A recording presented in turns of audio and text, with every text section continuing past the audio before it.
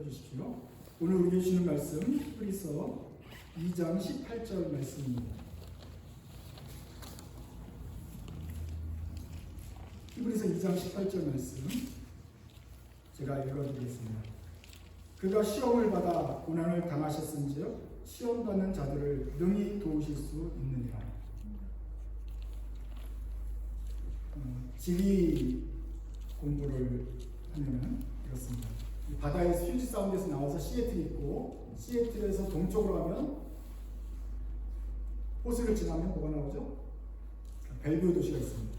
벨뷰 옆에 또 사마니시데이가 길게 있는데 사마니시데이를 넘어서 옆으로 또 가면 어떤 도시가 나옵니까? 카네이션입니다. 그 카네이션은 뭐 꽃을 카네이션을 키우는 것이 아닌 것 같은데 그래도 이름 자체가 카네이션입니다. 만약에 우리가 자동차를 타고 가다가 카네이션 도시 안으로 들어가면 영어로 뭐라고 그러죠? 인카네이션입니다. 웃으라고 하는 소리인데 인카네이션 카네이션은 자동차 나가니까 아니죠. 카네이션이고 거기에 들어간 인카네이션입니다. 인카네이션은 영어로 무슨 뜻이냐? 인카네이션이 무슨 뜻이냐면 바로 그것이 성육신입니다. 그래서 카가 자동차라는 뜻이 아니라 라틴어에서 나오죠. 이 육신을 말합니다. 그래서 다 시체 이럴 때 카데보 카로 시작되잖아요. 육체 그래서 카 쪽으로 시작되는 거예요. 카니버러스 육식동물 그래서 카인데 그 안으로 들어오셨다는 거죠. 인카네이션. 그래서 하나님 어떤 영신이 육신을 입었다가 인카네이션인데 그거를 한문으로는 어떻게 할 수가 없으니까 성육신이라고 말을 우리가 이제 한글로 성육신이라고 말하는 것입니다. 그래서 성육신이라는 뜻은 어떤 영이 육체로 들어오셨다 하는 것이죠. 오늘은 이제 그리스도의 성육신에 대해서 이야기를 드릴 것입니다. 그것이 바로 이제 카네이션에 들어간 것이죠. 인카네이션인데 먼저는 이 인카네이션이 우리 기독교의 중심이긴 하지만 기독교 교회의 중심이긴 하지만 기독교에만 있는 것이 아니다 라는 것을 말씀드려야 될 것 같아요. 다른 종교에도 성육신이 있습니까? 다른 종교에도 신이 사람의 몸을 입은 것이 있습니까?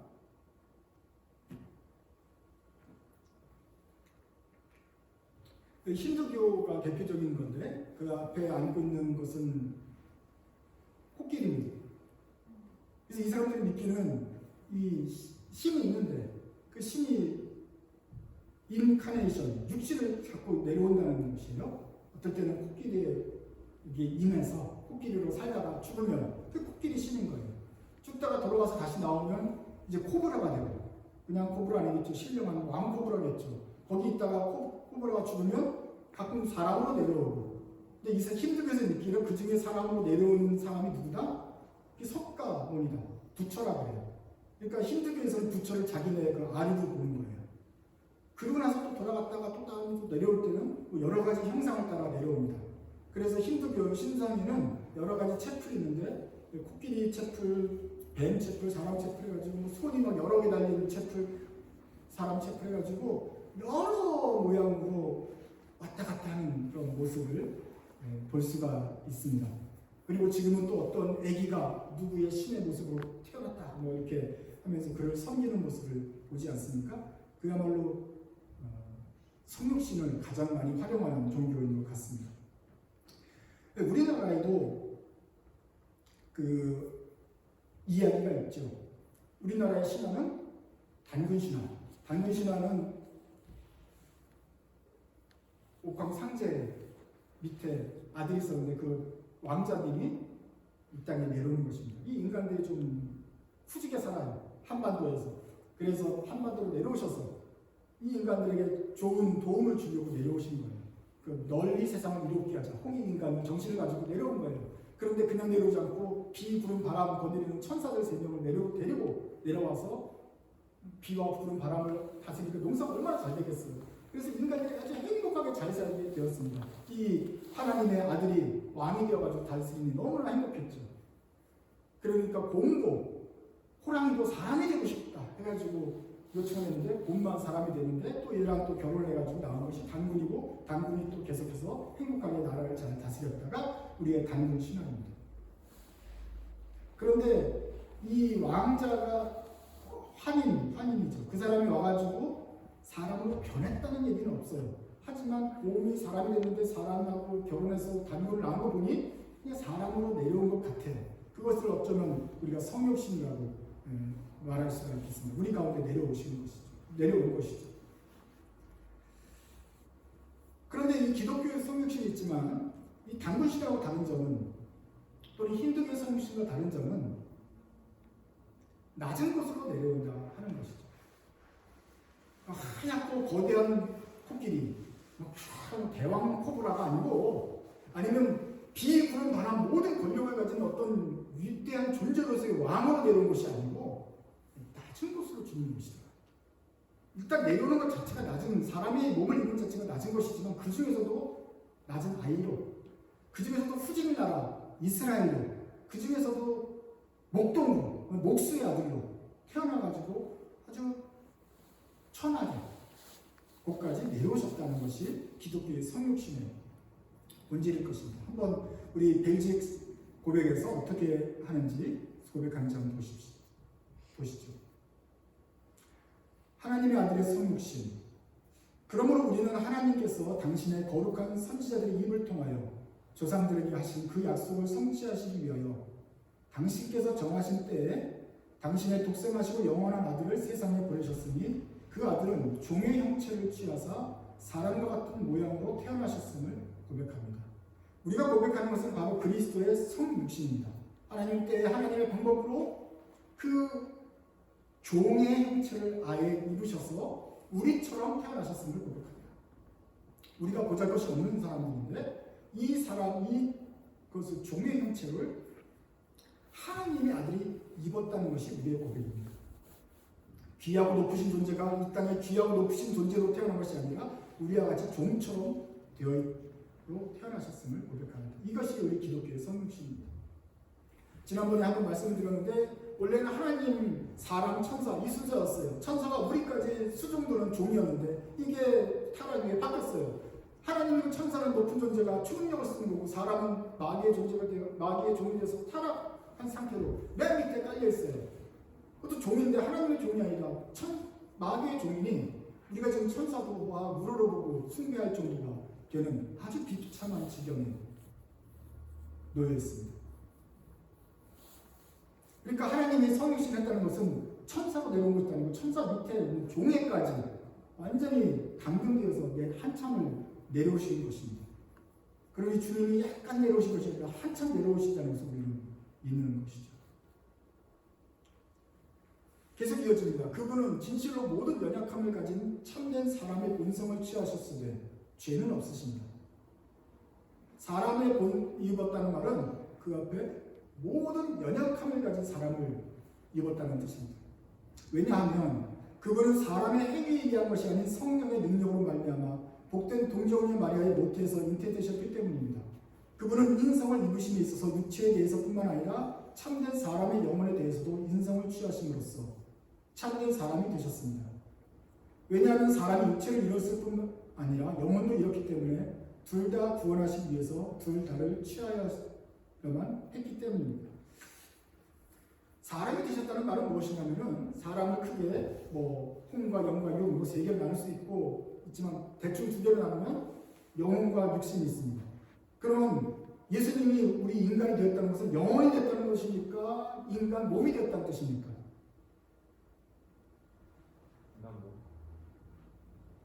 인간 몸이 되는 거 확실하고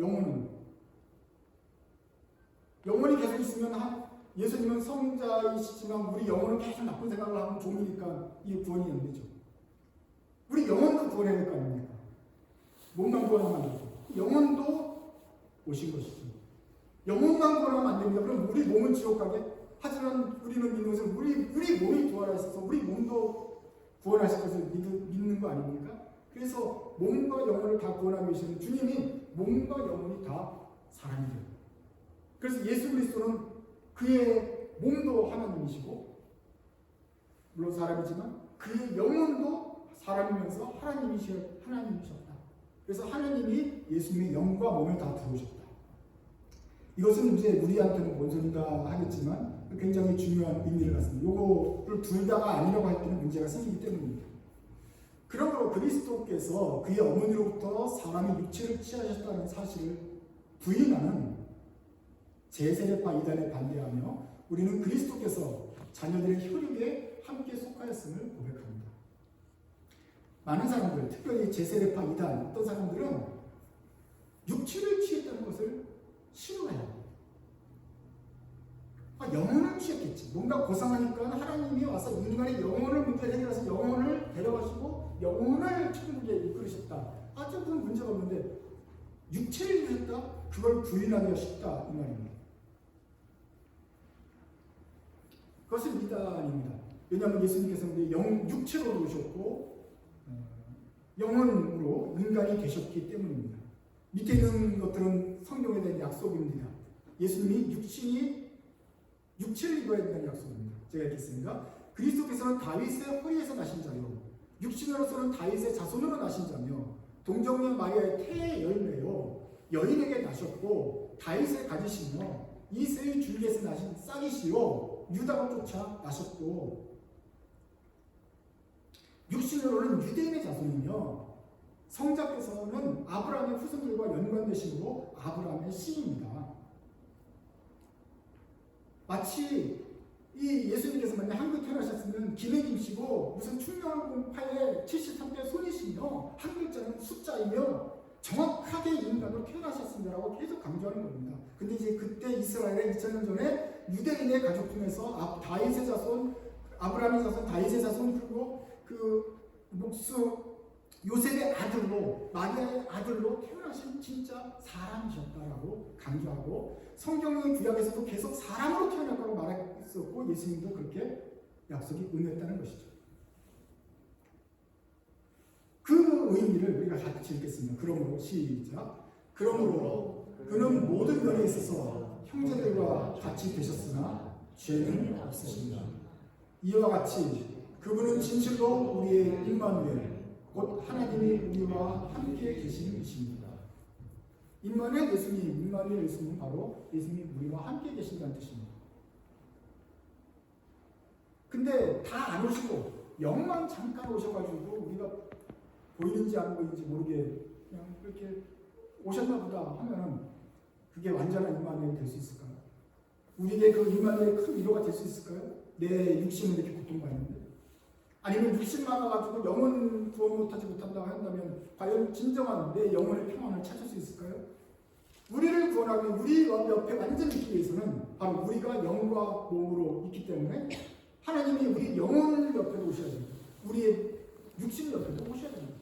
근데 예수님이 바로 사람의 영과 몸을 입고 우리 옆에 계셨다. 그래서 예수님이 임마누엘이십니다.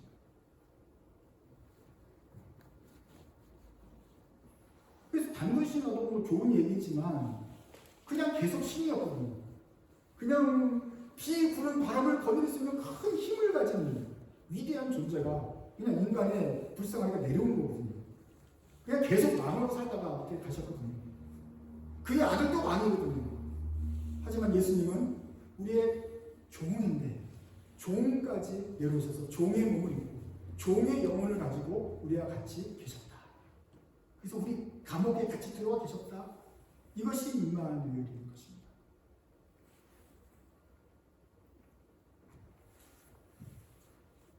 우리가 이제 성신에 대해서 얘기를 하기 전에 먼저 그 육체를 입었다는 게 도대체 무슨 그 큰 의미가 있는지를 살펴봐야 됩니다. 예수님이 육체를 입었다. 그냥 그러셨나 보다. 할 것이 아니고 육체를 입는 것이 어떤 문제가 되는가? 왜 이것이 문제가 돼서 제세례파들이나 또 다른 기독교인, 다른 어떤 이단들은 이걸 자꾸 부인하려고 합니다. 별로 중요한 것 같지 않은데. 보겠습니다. 그런데 우리의 기본적인 생각은 우리 사람의 종교와 관습과 철학의 생각은 두 가지로 나눠집니다. 첫 번째는 이원론 같은 것인데 영지주의죠. 하나님은 거룩하시다. 인간은 더럽다. 영은 깨끗하고 맑은 것이고 육신은 피나고 냄새나고 썩고 안 좋잖아요. 안 좋아. 그래서 어떡합니까? 영을 추구하죠. 영. 육신을 버리고 완전히 버리고 영혼을 추구하자. 세상을 버리고 산속에 들어가서 돌을 닦자. 그냥 영혼 깨끗하고 맑은 거 이런 거만 하자. 고기도 안 먹고 먹는 것도 채식 아주 예쁜 것만 골라오고 이슬만 먹고 살고 그리고 깨끗하게 살자. 그런 주의가 있어요. 그것은 거룩한 거고 접촉하는 거, 육체, 결혼하는 거 이게 다 나쁜 것이다. 그래서 거룩을 추구하자라는 말이 일견 성경에 있는 말과 거룩함을 추구하는 것과 비슷한 것 같지만 완전히 틀린 것입니다. 이것은 거룩함을 추구하지만 육신을 완전히 부정하는 거룩이기 때문에 그렇습니다. 그런 종류의 영성이 사실 기독교에 들어와서 문제가 되겠습니다. 언제부터냐? 옛날부터. 예수님 때부터도 영지주의라는 그 개념이 있었잖아요. 영과 어떤 큰 지식, 아르케라는 어떤 그런 곳은 대단하게 밝고 빛나는 곳이고 육신은 거먹고 깨끗하고 더러운 곳이니까 육신을 벗어버려야 영혼이 된다. 우리가 죽을 때 육신을 벗어버리고 영혼으로 아주 깨끗하게 천국 간다. 이런 생각이에요. 그것은 성경의 가르침과 맞지 않습니다. 우리는 영혼이 공부하는 뿐만 아니라 몸이 다시 사는 것과 이 몸을 더 좋은 몸이 돼서 천국에 가서 있을 것을 믿고 주님이 약속하셨기 때문입니다. 그리고 부활하신 주님이 바로 주님이 우리 몸도 입고 사셨고 부활하셔서도 또 몸으로 부활하셨어요.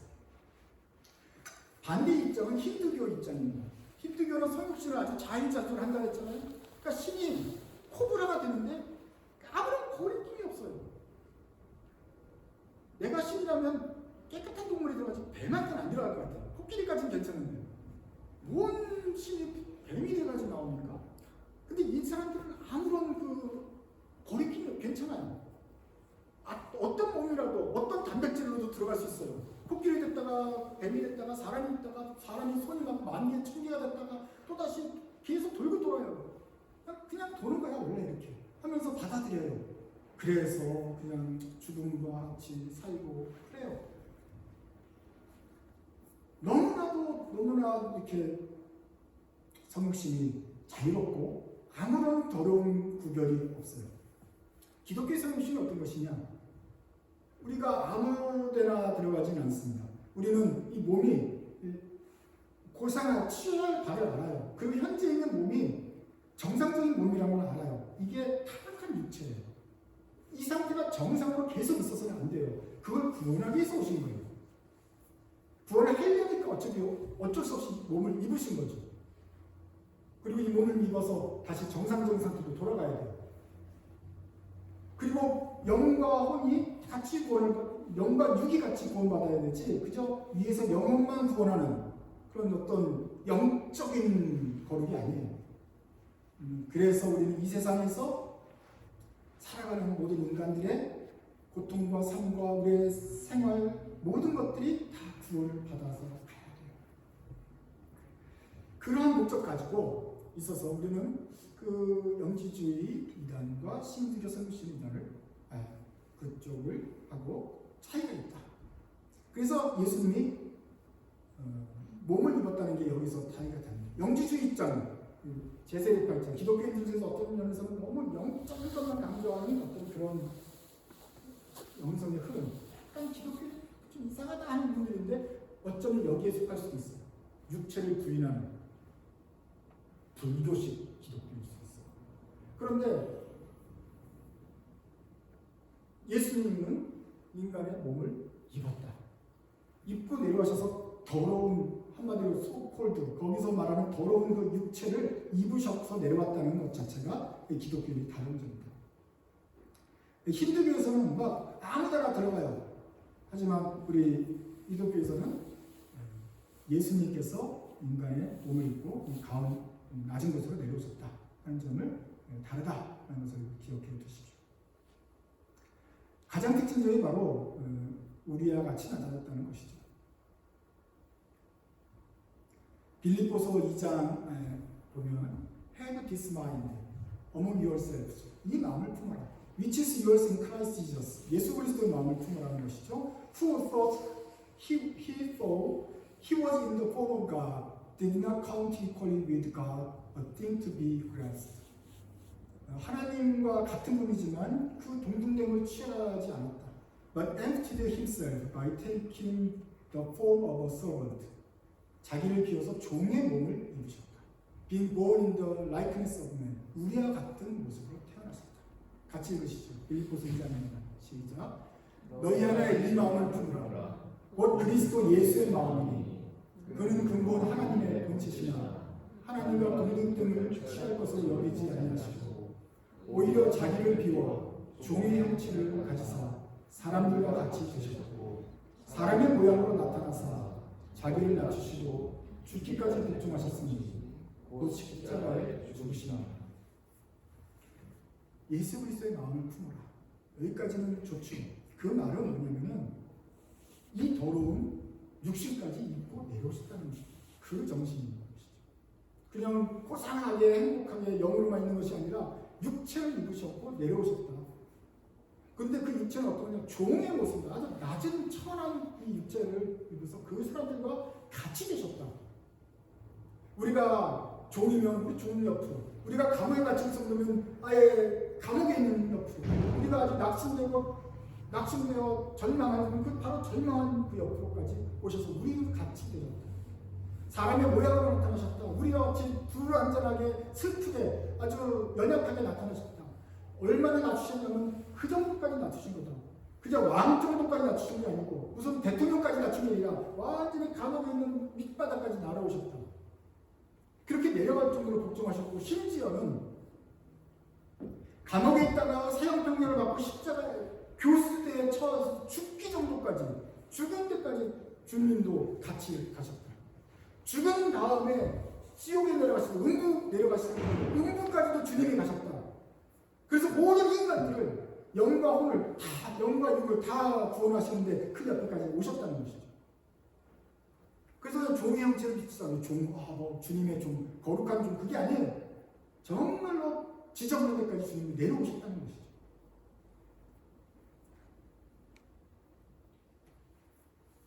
하나님과 천사 인간인데 인간도 뭐 세 번 3등이니까 괜찮은데 그러면 안 되고 하나님과 천사 밑에는 마귀의 종입니다.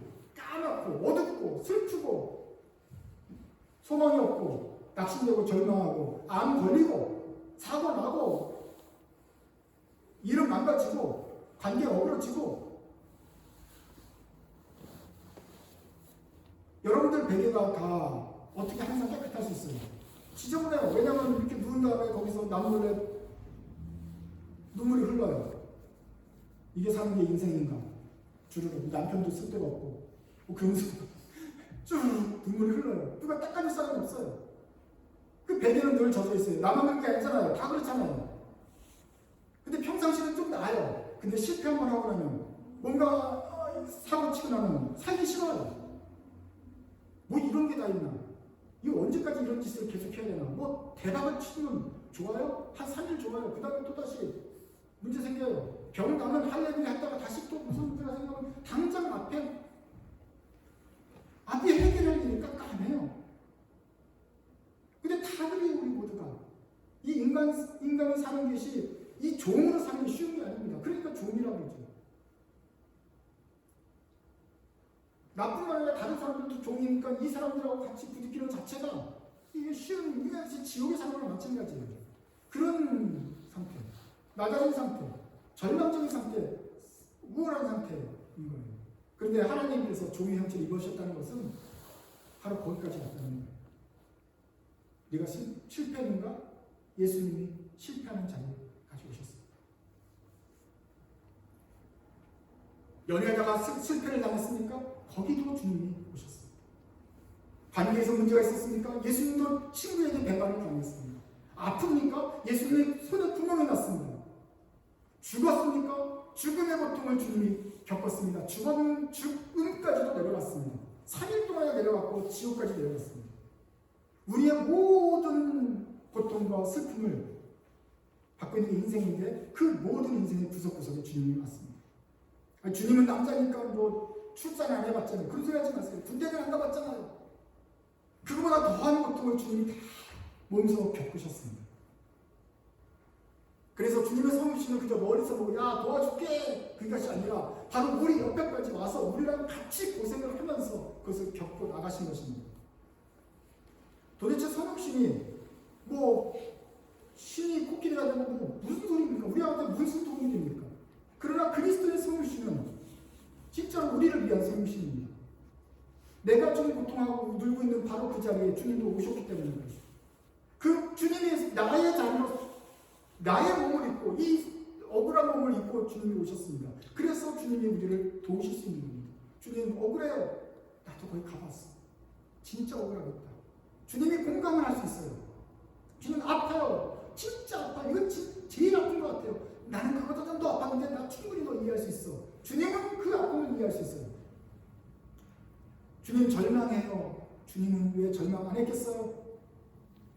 주님은 고통받았어요. 주님도 고민했어요. 주님도 죽기 싫어서 기도할 때 땀이 피가 될 정도로 고민했어요. 주님도 갈등했어요. 주님도 목이 말랐어요. 배가 고팠어요. 사람들이 이해하지 못해서 답답했어요. 화를 냈어요. 울기까지 하셨어요. 친구가 죽었을 때 슬펐어요. 주님도 우리처럼 모든 경험을 겪으셨어요. 그래야 여기 빛이 있습니다. 그래서 주님이 우리를 도우실 수 있습니다. 그저 슈퍼파워를 가지고 야 너네 잘 되라 이렇게 복주는 것이 아니고 우리가 그 낮은 곳에 주님도 와 있었기 때문에 비로소 우리에게 희망이 된다. 그러니 주님은 내 마음 아시죠? 라고 우리가 말할 수 있는 대상이 되어지는 것입니다. 아무리 힘내라 해도 무슨 소용이 있겠어요? 하나님이 말씀하셔야 되죠. 근데 하나님이 말씀하십니다. 내가 뭘 한다. 나도 그 고통 겪어봤다.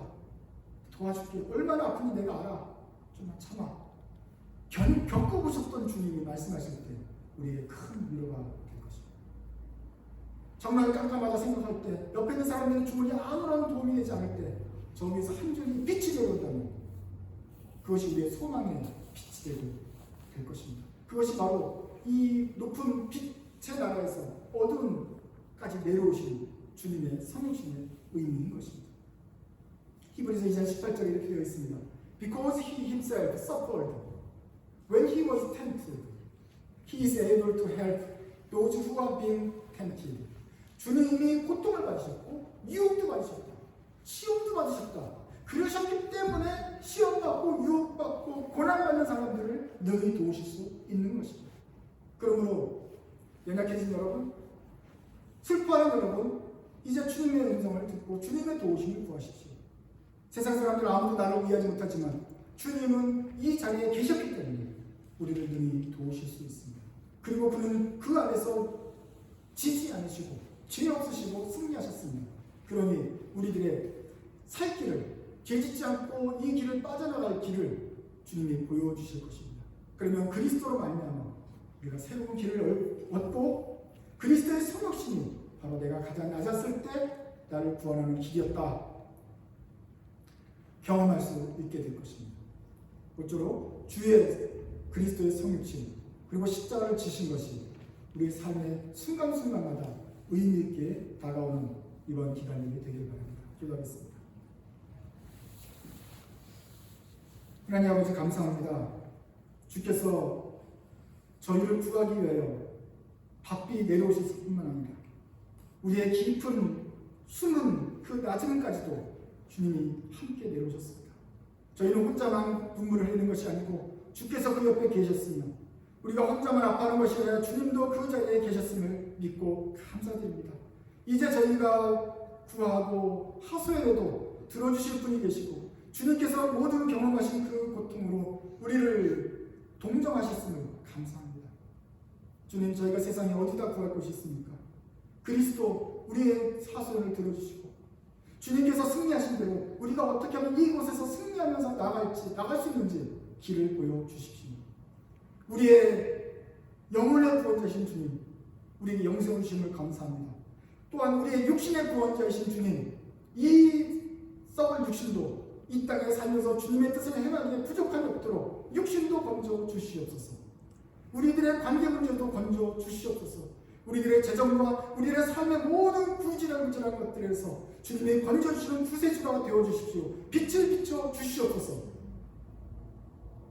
그래서 주님께서 성육신하시고 우리 곁에 오신 임마누엘 우리에게 기쁨이 되게 주십시오.